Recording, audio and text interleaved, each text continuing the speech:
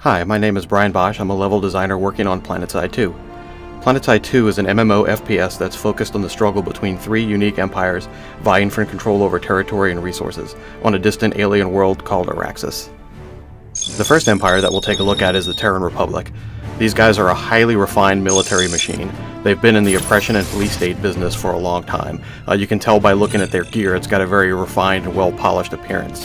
For gameplay purposes, they fire very rapid-fire weapons and put a lot of damage downstream very quickly. The first rebel empire to break away from the Terran Republic is the New Conglomerate.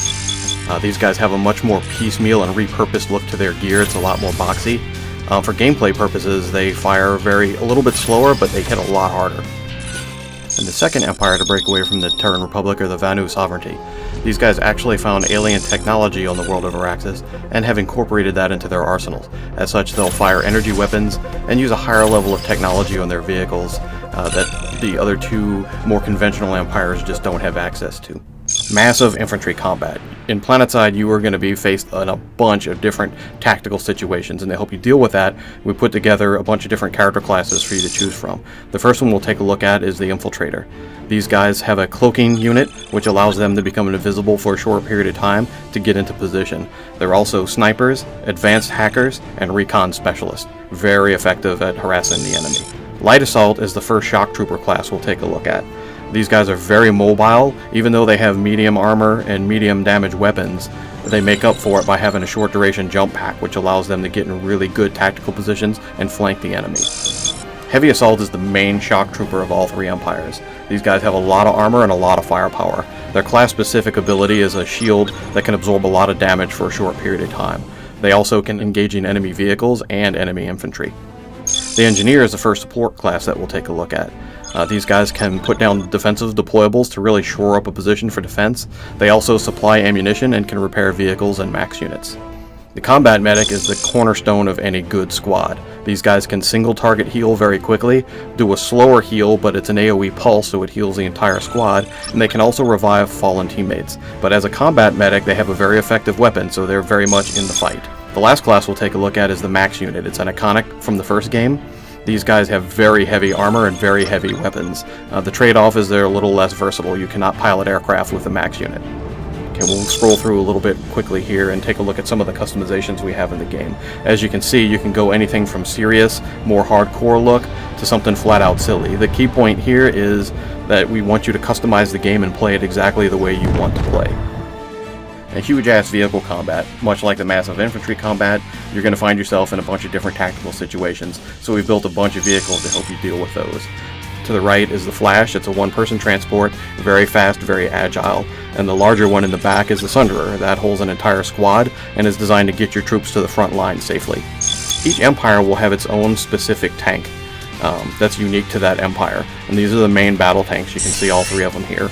The main thing to note here is their unique appearance and also their unique characteristics. They're all tweaked different to give a gameplay specific to that empire. So fire a little faster, move a little slower, have a little more armor. The same thing runs true with our aircraft. Each empire has an empire-specific attack aircraft, and they're all modded a little different, have different weapon systems to give them a unique feel. Again, these aircraft are very versatile. They can attack air-to-air, also air-to-ground. We have a couple of common pool aircraft. The first one we'll look at is the one to the forefront. That's the Liberator. It's a gunship and bomber. And the one to the back, the giant back there, is the Galaxy. It's iconic from the first game. It holds 2 full squads of players and is also a mobile spawn point. And here's a quick run through of some of our vehicle customizations. Again, it's all about versatility. You can be something silly, you can get attachments for your vehicle, different skins, or be something a little more hardcore that allows you to blend into the environment like these desert camos you see on those 2 Vanguards. Limitless customization, well, obviously it's not really limitless, but it's pretty close. There are literally thousands of things you can adjust from your character's appearance to different gameplay mechanics. You can mod just about anything on your character. And the way we do that is as you play the game, you level up. And as you level up, you get certifications. And these certifications can be used to purchase all your different customizations. So if you want your gun to fire a little faster, you can mod that. If you want it to shoot a little further, you can mod that. If you want different camo patterns, you can also grab that. And we also have very deep progression and customization paths for your vehicles. So in this case, this guy's modifying his Lightning to make it turn a little better and have a higher end top speed. Unprecedented team play. Well, as you can imagine, the massive storm of chaos that's thousands of players fighting on the same continent, we wanted to give you some solid team tools to stay together as a cohesive unit. So we've built a 10-man squad, which the squad leader can actually give assignments to his team to keep them on target. You can coordinate uniforms to be the elite Zebra squad here if that's what you want to do. 3 squads can form up to a platoon, so you can have up to 30 players on the same mission attacking the same target, all organized together. We also have a more permanent grouping. We call that outfits. In other MMOs, it's called guilds. But it's a permanent group of friends that team up and take down the enemy together. Now, beyond the game, we've worked really hard to incorporate a bunch of different features to sort of build an ecosystem to keep you connected with what's going on in the game without you actually having to be in the game. And the first thing we'll take a look at is our player website.